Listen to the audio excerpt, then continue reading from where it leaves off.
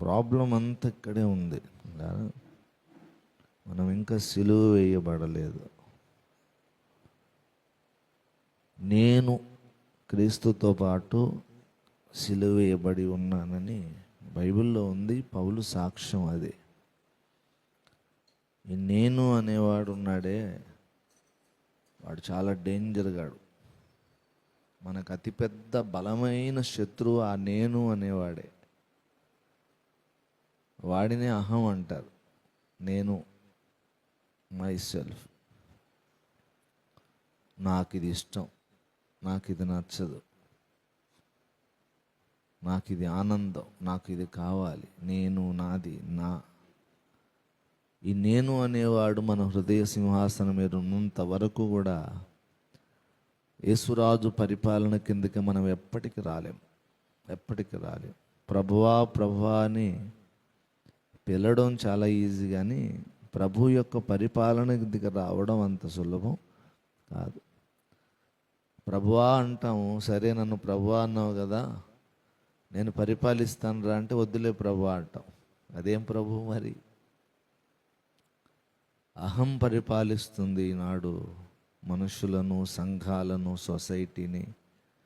అహం అనే మృగంగాడి పరిపాలిస్తూ ఉన్నాడు. దేవుని సన్నిధిలో ఉన్నప్పుడు వాడు కొంచెం పడుకుంటాడు మూలకెళ్ళి, కుక్కపిల్ల పడుకున్నట్లుగా ఎక్కడో లోపల ఆ మూల హృదయం లోపలికి వెళ్ళి పడుకుంటాడు. ఎందుకంటే ఇక్కడ దైవ ప్రభావం ఉంటుంది, పరిశుద్ధాత్మ సన్నిధి ఉంటుంది కనుక మన అహం కొంచెం డౌన్ అవుతాడు అన్నమాట. దేవుడే ముఖ్యం, దేవునికే మహిమ, దేవుని చిత్తం, దేవుని రాజ్యం, దేవుని పరిచర్య, దేవుని ఆరాధన, దేవుని వాక్యం, దేవుని పాటలు, దేవుని సన్నిధిలో ఉన్నంత వరకు దేవుడే ప్రాముఖ్యం. కానీ ఇక్కడ నుంచి అలా వెళ్ళగానే వాడు మెల్లిగా ఇలా నిద్ర లెగుస్తాడు, జూలు దులుపుకొని. నేనున్నాను రా, ఏమనుకున్నా. కొంతమందికి ఎంత అంటే, చర్చిల్లో, కొన్ని బాప్టిస్ట్ చర్చిల్లో నేను గమనించాను, ప్రతి వారం ఒక అతను కుర్చీలో కూర్చుంటాడు. పొరపాటున ఎవరైనా అతను కూర్చున్న కుర్చీలో వేరే వాళ్ళు కూర్చుంటారు అనుకో,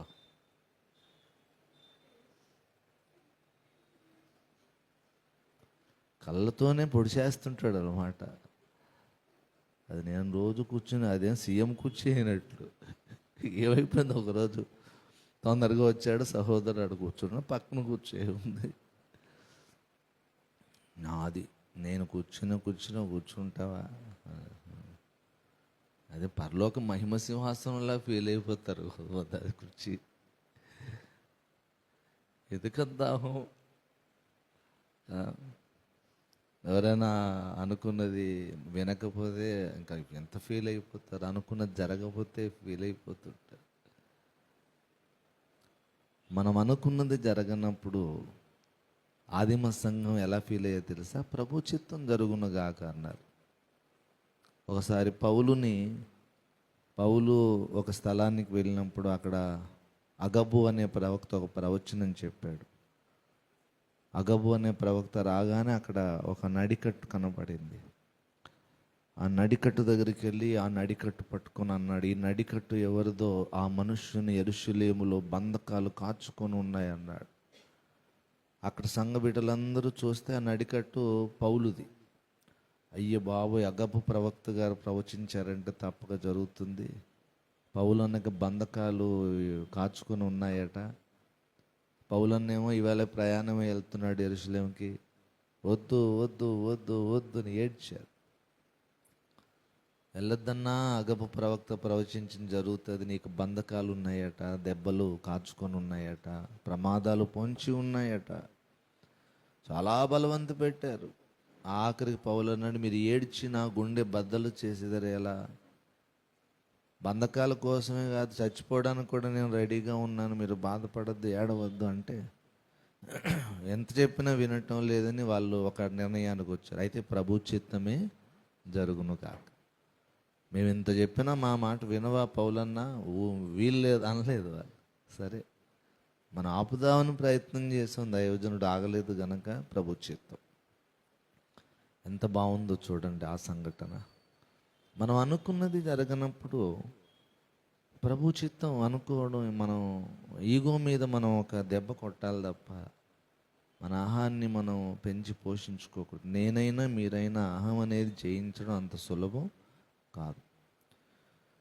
లోకముతోడను నా దేహముతో ఆకాశమందలి దుష్టాత్మలతో భీకర పోరాటం ఎదురైనను, పాప శరీరపు ఇచ్చలతో భీకర పోరాటం. ఇదేం చిన్న పోరాటం కాదు.